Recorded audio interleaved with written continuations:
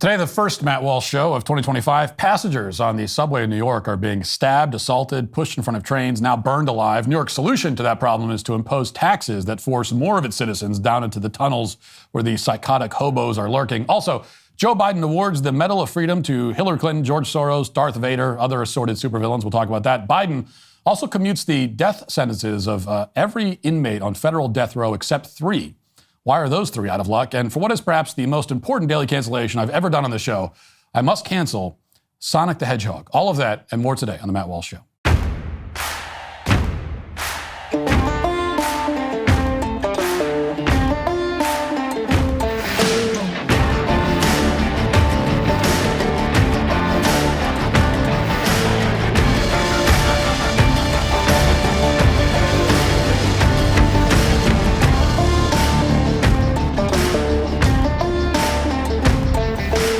I have a question for you. Are you looking to align your investments with your conservative values and take more control over your investment choices? Many investors don't realize they can influence company policies such as DEI, CRT, and ESG by exercising shareholder proxy voting and by reducing their investments in companies that don't share their conservative values. Constitution Wealth helps clients make informed investment decisions that reflect their principles.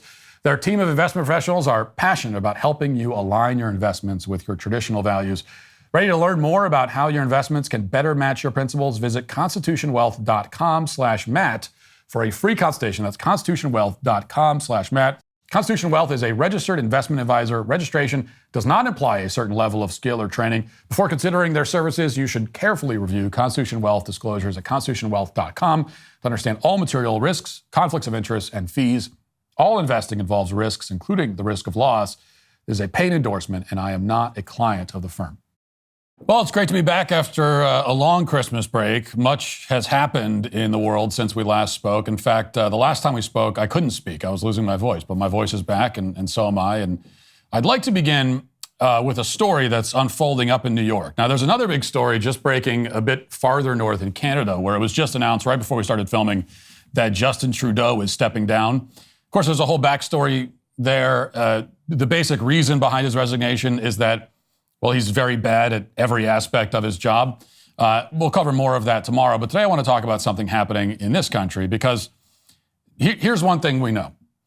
Government officials, whether they're elected politicians in this country or despots in the third world, don't like being reminded of their failures. This is why the greatest crime in any dictatorship is noticing. You're not supposed to notice things that are embarrassing to the ruling regime. It's also why comedy and satire are banned in places like North Korea, just like they're banned on late-night talk shows in this country, because petty, corrupt, and ineffective people can't stand it when their incompetence is exposed. They're willing to take extreme measures to prevent that from happening. And right now in the city of New York, we're getting a very clear sense of what those extreme measures look like in practice. If you've seen the news lately, you know that the subway system is one of the most obvious and unavoidable signs of New York's decline. It's a monument to the many, many failures of the city government. As of late last year, ridership on New York's subway system is down more than 25% from pre-pandemic levels. That means that every day there are at least 1 million fewer people riding the subway in New York as compared to 5 years ago.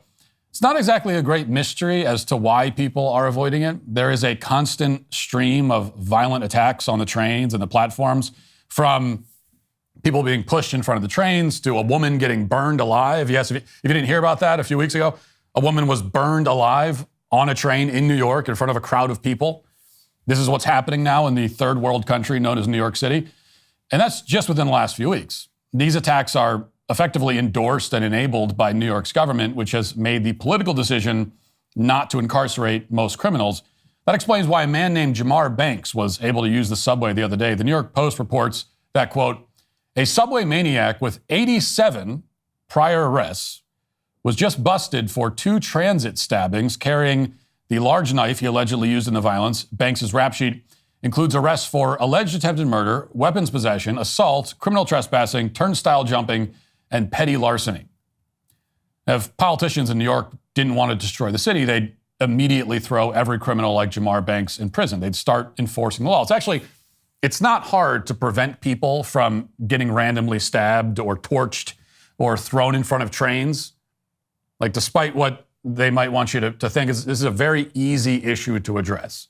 The city could effectively end all this madness overnight in one fell swoop if they wanted to. All you have to do is take all the people who are already known violent criminals and put them in prison. And then you have to ban homeless people from setting up camp in the tunnels or on the trains and arrest anyone who causes a disturbance. And this could all be done in one day. I mean, you could fix the problem basically in one day. But none of that is happening. Instead, rather than admit they've failed their constituents, politicians in New York have just decided to compel citizens to use the subway. They've opted to make it financially untenable for most New Yorkers to avoid public transit. That's their solution to the fact that no one in the city wants to ride the subway anymore. They're just going to force them to do it. I'm talking about so-called congestion pricing. After several years of debate, this congestion pricing, as they call it, has just taken effect in Manhattan. And this is something that the media tells us with great fanfare, that this is a first in the world sort of thing, and other cities will adopt it. It's a good testing ground, and they're very excited about this being rolled out in other cities as well. But in essence, this is a tax on anyone who wants to drive a vehicle into New York during work hours, as if it wasn't already expensive enough to live in that diseased, rat-infested, crime-riddled, reeking, filthy, godforsaken hellhole of a city. Now it's even more expensive. And this new tax is a very clear effort to force New Yorkers to use the subway system, which has become an international embarrassment. People don't want to use it because they don't want to be assaulted by schizophrenic vagrants. So the solution isn't to get rid of the schizophrenic vagrants. Instead, it's to simply force everyone to use it, basically offering these law-abiding citizens up as sacrifices to the dregs of the community. Now, specifically, this new tax covers the vast majority of vehicles entering Manhattan between 60th Street and the Battery, which includes Times Square, Hell's Kitchen, the Theater District, other high-traffic areas, from 5 a.m. to 9 p.m. on weekdays and from 9 a.m. to 9 p.m. on weekends. Obviously, a huge block of time. The so-called peak period toll rate is in effect. And for all passenger and small commercial vehicles, that toll rate is $9 a day just to drive through. It's $9 you got to shell out per day. Now, to be clear about the political dynamics here, the majority of New Yorkers oppose this scheme. As far as I can tell, a Siena College survey from last summer found that nearly 2/3 of people living in the city didn't want a $15 congestion toll. In response to the outcry, the governor of New York briefly suspended the plan. Then she said that she'd lower the toll a few dollars, claiming it would save New Yorkers some money. So she claimed she was saving New Yorkers money by taking less of their money than she was originally going to take. This was a prime example of a kind of political girl math, as I outlined at the time, and now it's taken effect. Now, naturally, some left-wing New Yorkers rallied in response to their government gouging them even more, but instead of rallying against it, they actually rallied to thank their overlords for the privilege of being bilked by them. Some of these scenes are so absurd that they don't even seem like they can be real, but they are. So here, for example, is a crowd cheering as the signage for this new toll is unveiled. Watch. Are we ready? Here we go. 5, 4, 3, 2, 1.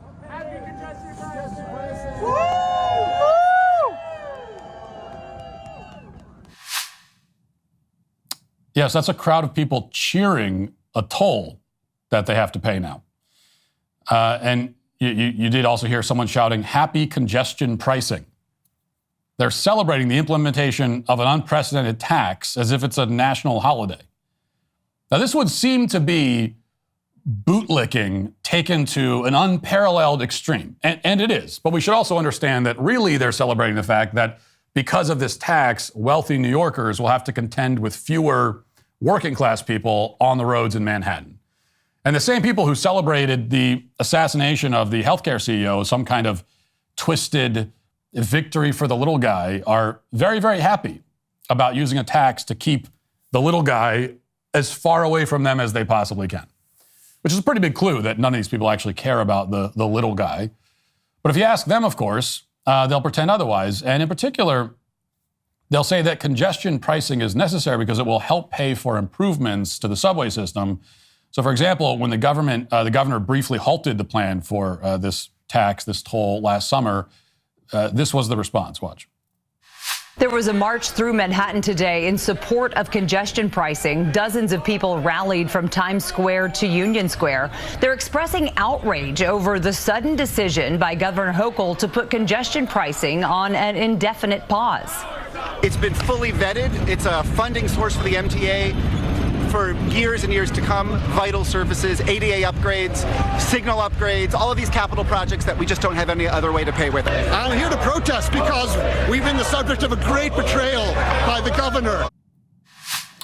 If you want to explain to someone how cities like New York and so many others across the country are collapsing, just show them that clip. You know, according to the residents of the city, it's a great betrayal that the government isn't taxing them.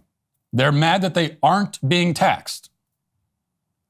I mean, this is how these people think.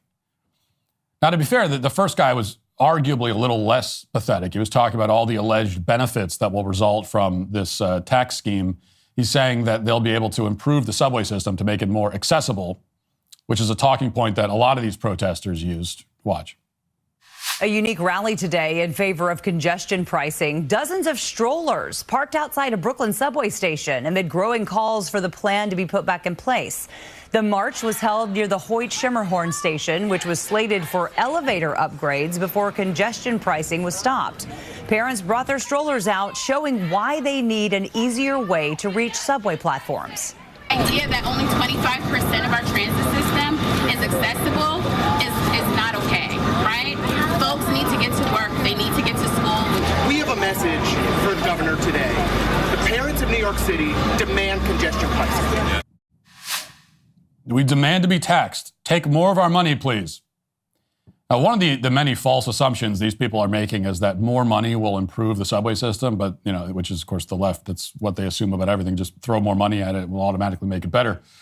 And no matter how many billions you spend on something and it just gets worse and worse, the correlation there, they just never pick up on.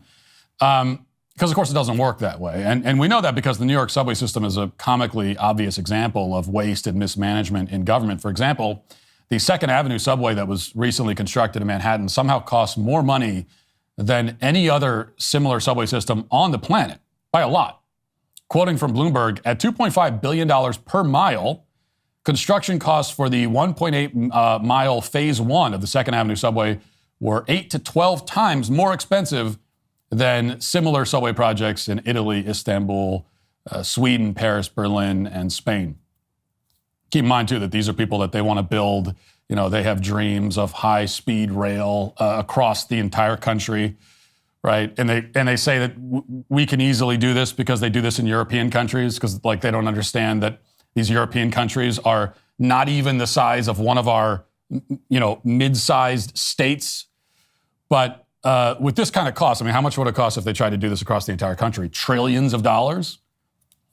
So that's one potential way to raise revenue right off the bat. They could just stop lighting money on fire. Secondly, if you're worried about congestion in Manhattan, you could try a lot of things besides charging people to drive their cars. You could, for example, try opening more lanes instead of closing them for cyclists. Anyone who's ever driven through Manhattan or any large city can tell you that. Here's just one example. I want y'all to see, this is New York City. This is what they're doing to the lanes. Look at that. Look at that. They bottleneck in the lanes, bro. This is 8th Avenue. Right? So 1, 2, 3 lanes. That's it. There's only 3 lanes uptown. And I wish I could have showed you the camera prior to this, because the lane that I'm driving in now, they cut it off. Look at them. They cut this lane off right here. This is another lane. Look at that. Look at that. They killed 3 lanes. And they talking about congestion. That's something that no one ever mentions as a possible solution in every city to deal with congestion. There's a lot of it here in Nashville. Get rid of the stupid bike lanes. You know, you'll find the same thing in cities all over the country. You have to sit in traffic because the city has blocked off entire lanes so people can ride their bicycles in the street. As I've said many times, they might as well block off lanes so that you can use your ab roller or your bench press in the middle of the street. I mean, if you want to exercise, that's great. I support it. You shouldn't be doing it in the road when everyone is trying to commute to work. And one of the arguments you'll hear from these activists is that somehow this new tax will reduce carbon emissions and change the weather and save the planet. This is science, you see. Step 1, you pay a toll. Step 3, hurricanes stop happening. The problem is that step 2 is a little bit foggy. And anyway, even if you assume that reducing carbon emissions by a tiny amount will change the weather for the better, it's a moot point because this won't actually reduce carbon emissions. Instead, traffic is going to move elsewhere. People living in New Jersey understand that pretty well, which is why they tried to sue to stop the tax from taking place. But regardless, even if you don't buy any of the counter arguments, even if you think that New York's government urgently needs more money to improve the subway, it's still not clear why congestion pricing is the best way to raise that revenue. Why not raise taxes on those evil corporations the left claims to hate so much? Why didn't they do that? Instead, they raise it on regular citizens. It only makes sense when you realize, again, that the objective is to force more people into public transit and get them off the roads. And admittedly, this whole fiasco may seem irrelevant to anyone who has the good sense to not live in New York. But this sort of madness can be found in varying degrees wherever Democrats have power. I mean, the idea that Trump's reelection would be some kind of wake-up call for elected Democrats is a fantasy. They can't be woken up because they aren't asleep. They're not in some sort of trance. They're doing exactly what they want. And their policies are having precisely the effect that they intend. Here, for example, here's just an image for you. This is an image from the New York subway system, and this is how people wait now for the train to come. You'll notice that everyone is standing against the wall in a line because they don't want to get pushed on the tracks by some psycho. I mean, that's smart. I mean, that's how you should line up, but it's just straight up dystopian that it's come to this. And you have to wonder how long people will put up with it. If there's any waking up that can happen and must happen, it's among the average citizens in places like New York and cities across the country. If they ever come to their senses and realize that the people they put in power are actively and intentionally making their lives worse in every measurable way, then maybe things will start to change for the better. But unfortunately for everyone living in New York, based on the celebrations we're seeing in support of this tax, which is really a tax on using your own property and going about your daily life, it doesn't look like that will happen anytime soon. Now let's get to our 5 headlines.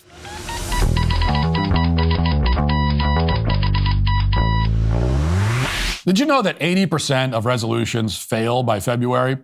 Well, this year can be different. It really can, because I've discovered something that's transformed my approach to health. It's called Lumen, the world's first handheld metabolic coach.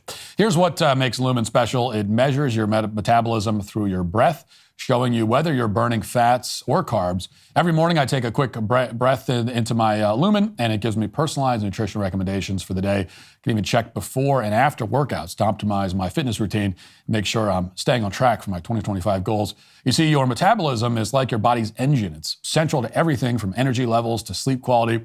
What I love about Lumen is how it adapts to your body's needs, because your metabolism is at the center of everything your body does. Optimal metabolic health translates to a bunch of benefits, including easier weight management, improved energy levels, better fitness results, better sleep, etc.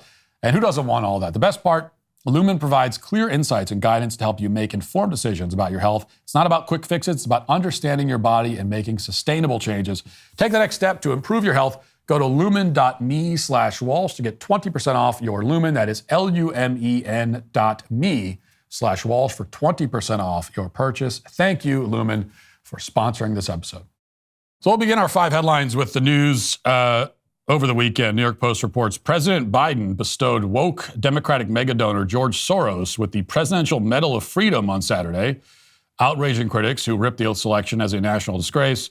Soros, 94 years old, guy just refuses to die, just lingers on, was among the 19 people chosen to receive the nation's highest civilian honor at the White House, a group that included U2 frontman Bono, actor Denzel Washington, and who was the other one? Hillary Clinton also awarded one. George Soros spent, this is Montana Senator Tim Sheehy, George Soros spent millions electing soft-on-crime politicians that let criminals wreak havoc in our major cities. Hillary Clinton abandoned our Navy SEALs in Libya, and yet she's winning the award, of course. Biden said that, of Soros, said his inspiring generosity reminds us all of our capacity and our obligation to stand up to the abuse of power and to be guardians of democracy and all people yearning to be free. Biden repeatedly thanked Soros for what he called all you've done to help this country. Yes, all he's done to help this country by making it less safe, less prosperous, less free, more dangerous, more plagued by crime and drugs.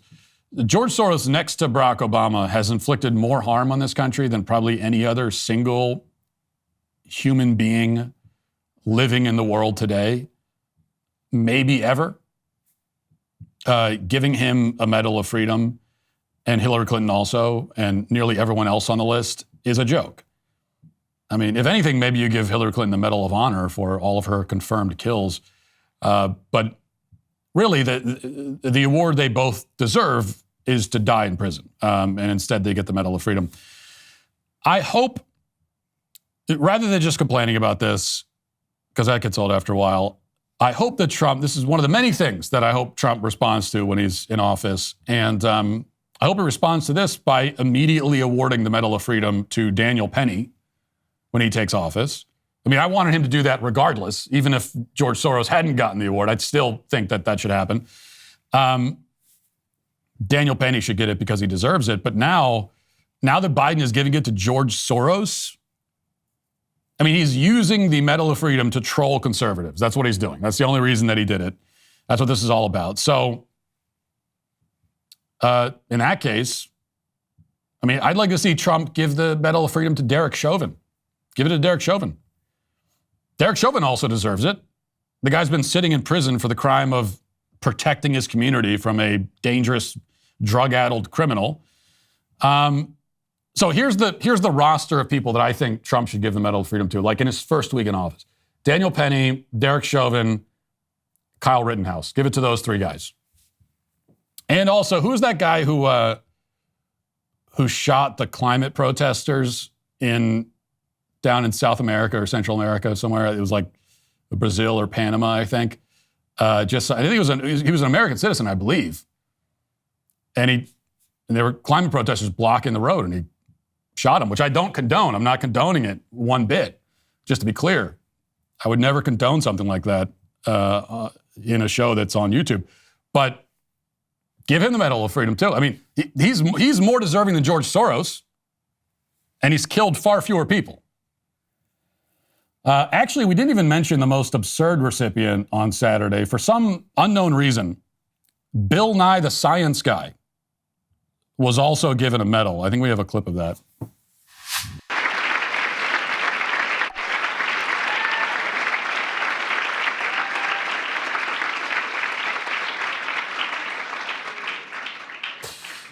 So Bill Nye was a popular, if you don't remember, he was a popular, somewhat popular children's TV character for a brief time in the 90s.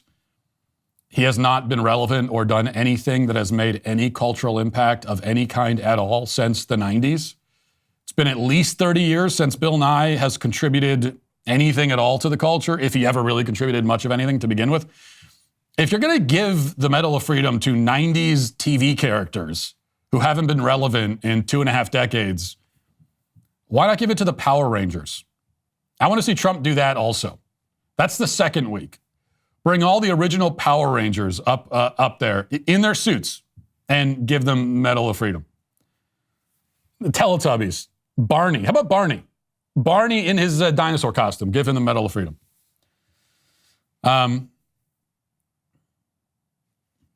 These are all ideas. And you know what? If we're giving the Medal of Freedom just to troll people at this point, I'll volunteer to take. I'll take one. You can give one to me. I'm at least as deserving as Bill Nye. Here's my proposal to the Trump team. Give me a Medal of Freedom, but make it clear it's specifically for my contributions to DEI. And I'll wear the man bun wig for the ceremony and everything, because the Medal of Freedom means absolutely nothing now. So you just use it to troll your political opponents. That's my thing. That's my specialty. So just an idea. Just throwing it out there. Just throwing it out there. All right, let's go all the way back to 2 weeks ago. This is one of the many stories we haven't had a chance to talk about because we haven't been on air. So it was right before Christmas, the Biden administration announced that they were commuting the death sentences of almost every inmate on federal death row. Almost every inmate. New York Post reports, or reported at the time, like I said this a couple of weeks ago, President Biden on Monday commuted the sentences of 37 of the 40 men on federal death row, a list that includes at least 5 child killers and several mass murderers, while leaving out 3 notorious fiends. In the stunning act of clemency, just 2 days before Christmas, Biden, 82, gave the reprieve to some of the nation's most violent murderers. 9 of them found too dangerous to live after butchering fellow inmates, as part of his effort at ensuring a fair and effective justice system. Make no mistake, I condemn these murderers, grieve for the victims of their despicable acts, and ache for all the families who have suffered unimaginable and irreparable loss, Biden said in a statement. But guided by my conscience and my experience as a public defender, chairman of the Senate Judiciary Committee, vice president, now president, I am more convinced than ever that we must stop the use of the death penalty at the federal level. In good conscience, I cannot stand back and let a new administration resume executions that I halted. Biden, who opposes the death penalty, lowered each of the 37 sentences to life in prison without parole. The 3 men on federal death row who did not get a commutation were Boston Marathon bomber Dzhokhar Tsarnaev, Dzhokhar, however you pronounce it. Of course, killed 3 people in the Boston Marathon bombing 2013. Robert Bowers, who killed 11 at a Pittsburgh synagogue in 2018. And of course, Dylan Roof, who killed 9 black Charleston churchgoers in 2015. Among those getting some holiday cheer is Thomas Sanders, who in 2010 kidnapped and then shot 12-year-old Lexis Roberts 4 times and cut her throat in Louisiana. Days after the girl watched as Sanders murdered her mother on a road trip near the Grand Canyon. Also, there's Anthony Battle, who murdered an Atlanta prison guard with a hammer in 1994 while serving a life sentence for raping and murdering his wife. There was another guy, Jorge Avila Torres, who sexually assaulted and stabbed to death 2 girls, 8 and 9 years old, Laura Hobbs and Crystal Tobias. 4 years later, he strangled Naval Officer Amanda Snell inside her barrack in Arlington, Virginia. There's also Caboni Savage, was convicted of committing or ordering the deaths of 12 people, including 4 children, as a drug dealer in Philadelphia. And that's just say it's like 3 or 4 of the whatever it was, 39 people who've had their death sentences commuted. So this is a horrific injustice, obviously. All of these people deserve to die for their crimes. Biden is giving a giant middle finger to the families of these victims, many of whom were children. The fact that he did it right before Christmas just makes it all the more despicable. I mean, this guy's just a soulless, rotten hunk of flesh at this point. Just a deeply evil person. And that's very clear. That's undeniable. What I want to talk about instead is the incoherence of this, right? It's totally incoherent. The leftist position on the death penalty, along with being morally vacuous, is logically absurd. It doesn't even make any sense. So let's just start with the fact that this commutation, this magical get out of the death chamber free card, was granted to everyone but 3. Why is that? I mean, in his explanation of this, he said he doesn't believe in the death penalty and that the federal government should not be executing anybody. So, but you're still going to execute 3 people? I mean, how can you wave this magic wand that grants mercy and clemency to all of these scumbags but 3? The 3 who still have to die, apparently, are, as we just said, the mass shooters who shot up the black church in Charleston, the synagogue shooter, and then also the Boston bomber. Now, yes, these are all terrible people. These are all evil monsters. They all deserve to die. Absolutely. But are they worse than a guy who murdered or ordered the deaths of 12 people, including kids? Are they worse than child rapists who kidnapped, raped, and killed children? I mean, the one guy I mentioned, he kidnapped these 2 young girls off their bikes in the neighborhood, and raped and murdered them. Really? These other guys who are still have to die, they're that much worse? They're like categorically worse than a child rapist and murderer? Really? Caboni Savage killed 12 people. Dylan Roof killed 9. But Savage won't be executed and Dylan Roof will? Why? Why? I mean, really, why? There's no explanation. That's what's so incredible about this. No explanation was given. They just randomly said, well, yeah, not these 3. Imagine being those 3 guys on federal, someone walks in and says, hey, all you guys, you're not going to be executed. You all get to leave death row. Oh, except for you 3. No, you're staying. Sorry. Not that I feel sorry for them. I mean, it's like I said, they should be executed already. I mean, my only problem with Dylan Roof and with the treatment of Dylan Roof and, the synagogue shooter and the Boston Marathon bomber, my only problem with their treatment is that they're still alive. They should have been executed a long time ago. But same for all these other people. It's so arbitrary. So going back to this again, this guy killed 12 people. Dylan Roof killed 9. The other guy won't be executed and Roof will. Why? Is it because Roof's victims were black? Is it more evil to kill black people than people of other races? Well, this guy was a drug dealer. How many of his victims were black? Probably like all of them. And anyway, why does that matter? Why does the race of the victim matter in the first place? Now, I'm being intentionally obtuse here. I know why. I know what's going on. I'm just pointing out the logical absurdity of this. What about the synagogue shooter? He still has to die. But the guy who abducted and sexually assaulted and then stabbed to death children doesn't. Why? Is shooting up a synagogue worse than raping and killing children? Biden seems to think that one is, again, not just worse, but like categorically worse. I don't see how you rank it. I think you get to a point where you have people who are so monstrous and they've done things that are so hideously awful that there's no way of ranking it now. These are all people, everybody on federal death row, these are all people who have done the worst possible things that a human being can do in this life. And to get into a game of, well, yeah, this was a little worse than that one, it doesn't make any sense. And one other point about this, speaking of incoherence, I seem to recall, about a month-long period where many on the left and even some on the right, as embarrassing as that is to admit, were simping and fawning over a guy who executed another guy on a street. And now many of those same people, the same people who were overjoyed by a healthcare CEO getting shot in the back and killed, those same people are also praising Biden for letting 37 killers and child rapists off of death row, claiming that the death penalty is evil and we have no right to kill anyone no matter how bad they are. Except for the healthcare CEO, really?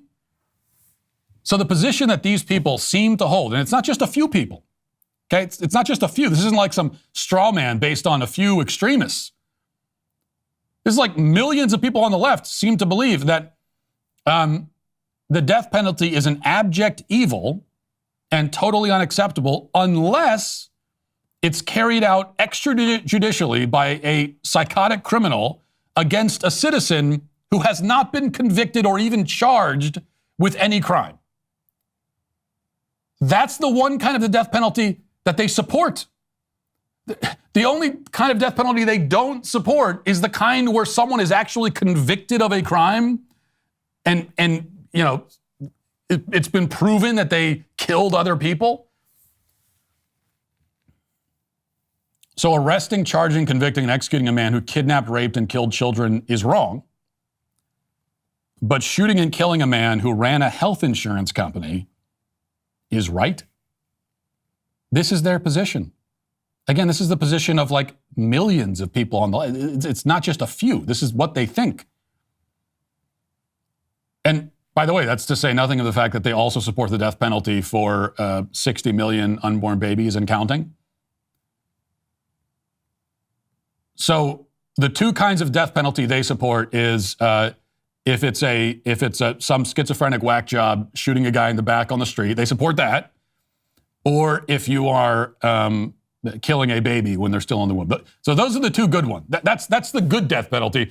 The bad death penalty is when you're charging and convicting a child rapist and child killer and executing him for his crimes. That's the bad kind of death penalty. I mean, it's just, how do you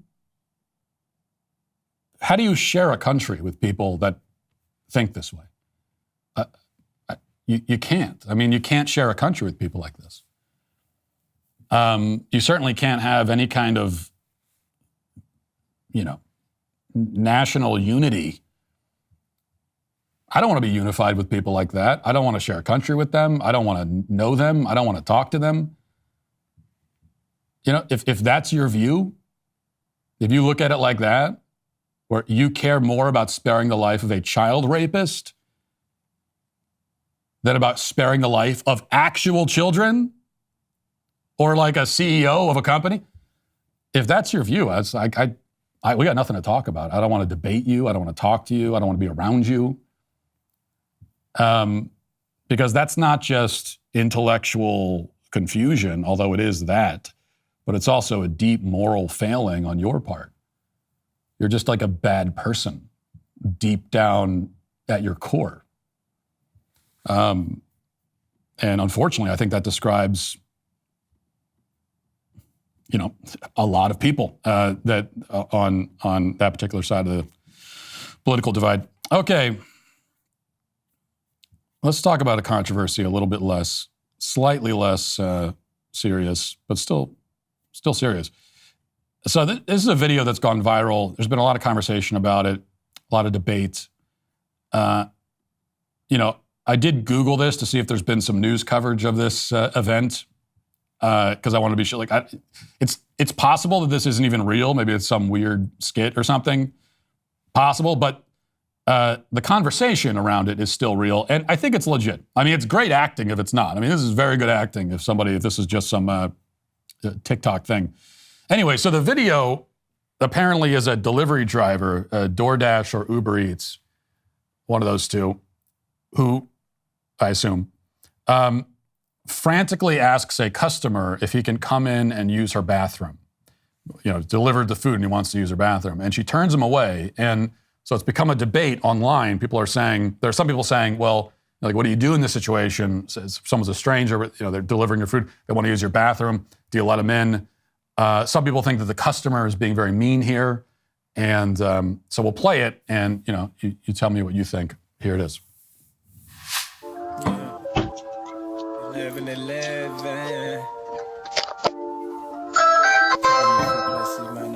We can't answer the door right now, but if you'd like to leave a message, you can do it now. Hi, I have diarrhea. Please let me use your bathroom, please. I can't. I'm going to myself. I'm so sorry. I'm so sorry.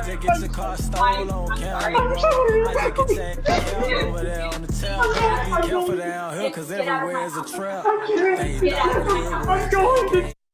You are scaring my kids. I'm sorry. Please get out of my house. Please get out. I'm going to. Please get out of my house. I'm going. Please. Please get out of my house. I'm going to. Please. I'm begging Get out of my house. I can't stop.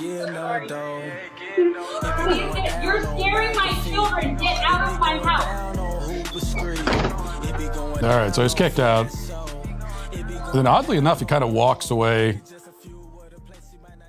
He walks away suspiciously slowly because I think maybe at that point, it had become a moot point. At that point, there was nowhere to run to. So I have to tell you, I'm surprised this is even a conversation, as important as it is, because for me, this would be the easiest no in the history of no's. I mean, you're a stranger screaming like a maniac and asking to unleash a torrent of diarrhea in my bathroom. And you want to do that while I try to eat the food that you delivered to me, no less. There's no part of that proposal that I would find appealing. That's a lose-lose-lose scenario. So no. Now, of course, the main reason you shouldn't let a stranger in your house under these circumstances is that there's a decent chance that they don't have to use the bathroom at all, and this could be a ruse to get into your house so that they can then rob you or worse. Although, to be honest, I'm not sure if getting robbed is worse than having a stranger blow up my bathroom. I might actually be relieved if my kids and if my wife and kids weren't there, and for some reason I let the stranger in, and then he just robbed me, and he didn't use my bathroom. I think I might actually be a little bit relieved. I'd say, oh, you're just going to rob me? Well, thank God. Just don't on anything, please, and then we'll be fine. This is partly the sad result of living in a low-trust society. Maybe in a different time and place, maybe you consider letting a stranger use your bathroom.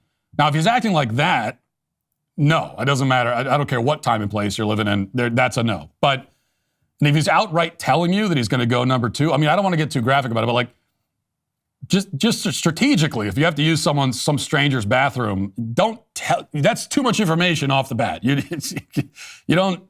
could just ask to use the bathroom and you let there be some mystery about what you're going to do in there. But I'm saying in a different society, if he was polite and normal and just asked that question, maybe in a different time and place, in a different culture, you would say yes. But these days, no. I mean, you have to deal with reality as it is. And this is, there's many versions of this kind of thing. It wasn't all that long ago. A few months ago, maybe, I was at a gas station, and I had a guy walk up to me. And, usually people walk, especially if you live around a city, people walk up to you at gas stations all the time and ask for money. But in this case, he asked me to give him a ride a few miles down the road to his house or something. He had some story, a whole sob story. And you know what? Maybe it was true. Like, maybe he just needed a ride. Maybe this was a guy that just, I think he said his car broke down or something, whatever. And it's possible. It's possible that all that was true. But these days, sorry, can't do it. I have a wife and kids at home. I'm not going to risk getting like carjacked or murdered by some guy because can't do it. It's just cannot do it. No way. Not going to do it. Not going to risk that. And it's a shame. I wish we could be more trusting. Anyone in the baby boomer generation, remembers a time when picking up hitchhikers was kind of a normal thing to do. If you wanted a ride, you would just stand on the side of the road and put your thumb up and ask for a ride. There was a time when that was a normal thing. These days, no way in hell. No way. Just not going to do it. Not going to pull over and pick up some random person. Can't do it. If I'm going to get murdered by a vagrant, it's possible. Could happen to me. Could happen to anybody. But I'm going to make it a little bit harder on you. It's not going to be because I invited you into my house or into my car. That's not going to be. I'm not going out like that. So, they're going to have to earn it. If a vagrant wants to kill me, I'm going to make you earn it a little bit more than that. And that's the way it is now. And the worst thing about it, though? The worst thing about this particular story is that with the insane system that these delivery companies have, it means that woman already tipped the guy before he showed up like a madman demanding to spray diarrhea all over her house. She probably already gave him like a 20% tip, which is a whole other problem. But we could talk about some other time. Kick off 2025 with 25% off your new Daily Wire Plus annual membership. This year will be one for the history books. In just 14 days, Donald Trump will be inaugurated, and the Daily Wire will be there bringing you live, uncensored coverage of every monumental moment. But while we celebrate victories ahead, we can never forget the fight continues. 2025 reminded us of that fight in its very first hours, with terrorism striking New Orleans and a Cybertruck exploding outside the Trump Hotel in Las Vegas. The bad guys don't rest, and neither do we. The battle for truth, justice, and clarity is ongoing, and we're on the front lines every single day to bring you the facts. But we can't do it without you. Join us now and get 25% off your new Daily Wire Plus annual membership. Every dollar you spend fuels our mission. Go to dailywire.com/subscribe and get 25% off your new Daily Wire Plus annual membership today. Now let's get to our daily cancellation.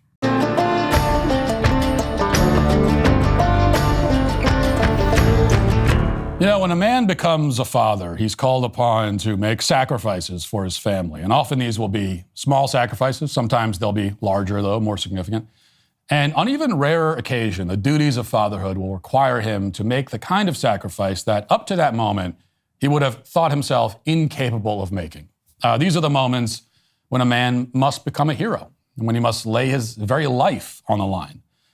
And this may take many forms. Perhaps he's rushing into a burning building to rescue his child from the fire. Perhaps he has to pull his loved one away from the path of a speeding train because they've been tied to the tracks by bandits or whatever.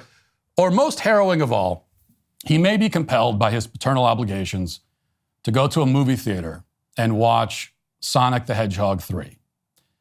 Now, a man in that situation would, of course, much prefer to be engulfed in flames or hit by a speeding train, but that would be the coward's way out.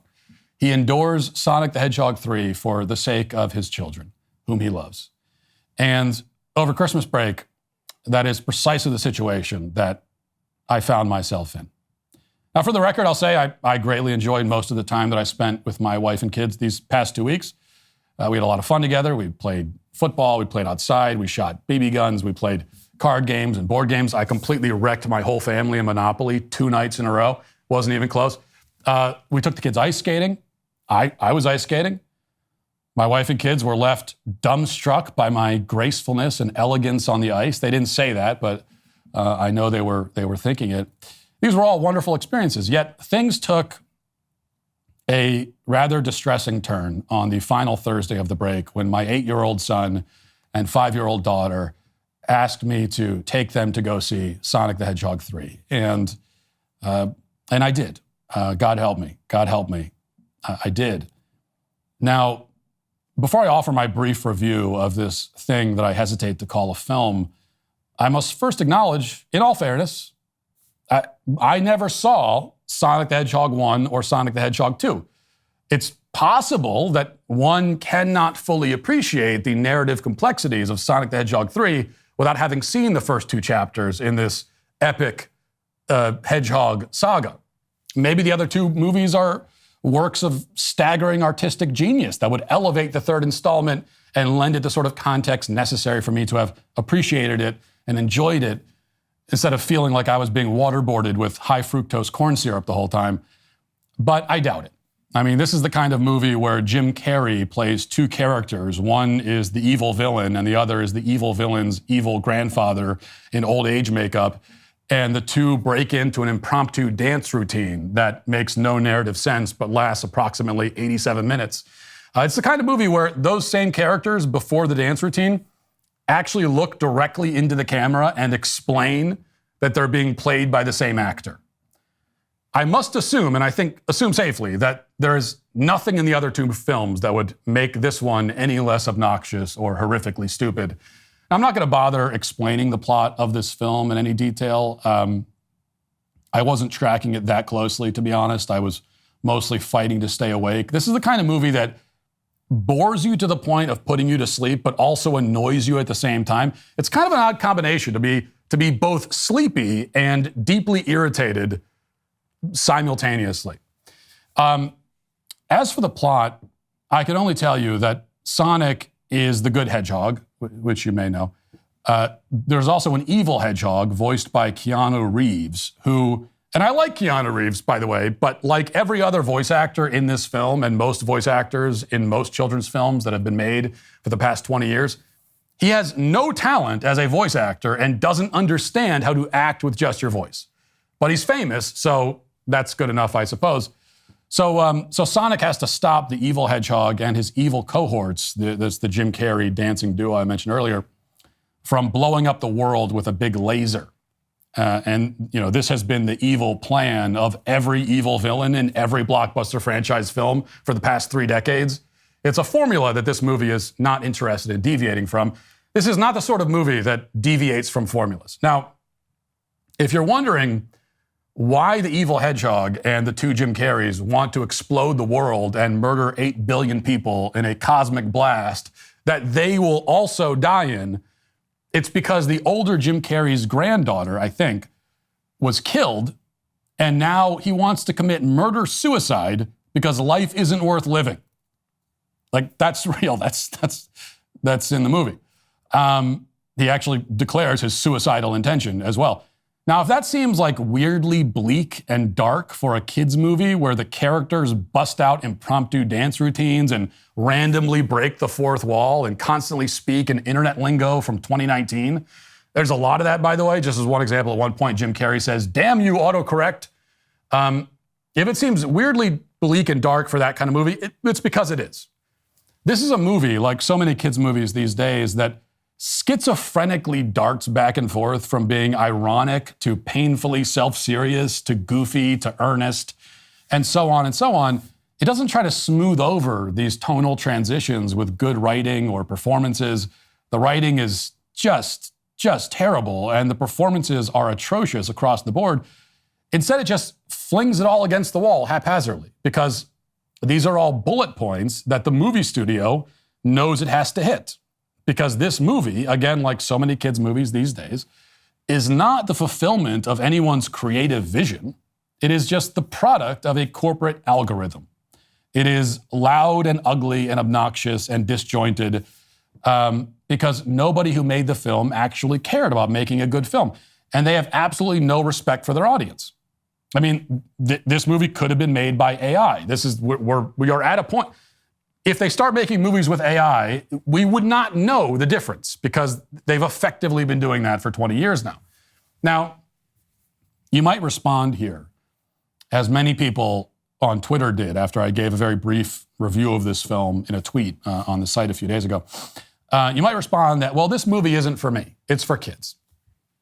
Well, first of all, tell that to the other people in the theater with us.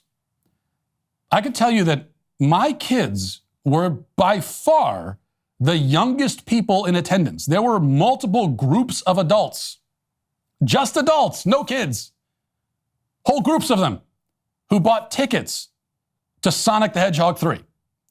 Also, tell it to the multiple grown adults who got angry at me on Twitter for not liking the movie. The funny thing is that a lot of those same people say, well, it's not for you, it's for kids. Why are you getting so upset about it then? Why are you tearfully defending a movie that you claim is not for you either? In fact, one person told me that my negative comments had upset, and I'm repeating this phrase verbatim, had upset the, quote, Sonic community. Now, those are not kids who identify themselves as members of the Sonic community. My 8-year-old loves Sonic, but he's not on Twitter furiously defending the Sonic community from its detractors. So I agree that these kinds of movies are for kids, but I am not the one who needs to be told that, okay? Second, and this is most important, and it shouldn't need to be explained, but really it does, and that's really my only point here.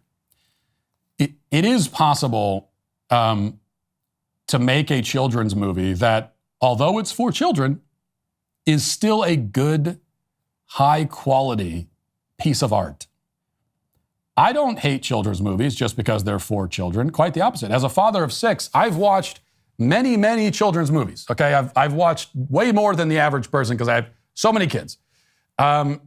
And I greatly appreciate the good ones. A few nights ago, just as an example, we watched the movie Iron Giant with my kids, and that's an animated children's film. It's also well-written, beautifully illustrated, brilliantly performed, tonally consistent. It's funny and heartwarming, and at points it's sad, but it works all of that in a way that feels natural to the story. It's a children's film, and it's also a great film, one that I can watch and also enjoy. Because as it turns out, children's movies are not just for children. They're for parents too, or at least they should be. Okay, if a kid's movie or kid's show is so grating and so dumb and so unpleasant that parents can't stand to be in the same room while it's on, that doesn't mean it's for kids. It isn't for kids. It isn't for anyone. It's just bad. And the fact that people say, well, of course it's bad, it's for kids, tells you everything you need to know about our culture. They act like it's ridiculous to expect the content produced for kids to be high quality or to have any artistic merit whatsoever. But I tend to think exactly the opposite.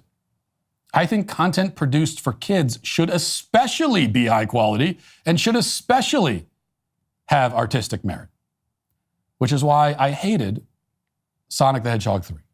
and why it is today, I must say, sadly, canceled.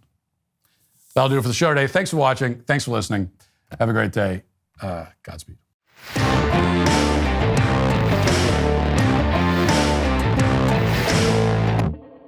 John Bickley here, Daily Wire Editor-in-Chief. Wake up every morning with our show, Morning Wire, where we bring you all the news that you need to know in 15 minutes or less. Join me and my co-host Georgia Howe for daily coverage of all the biggest stories on Morning Wire.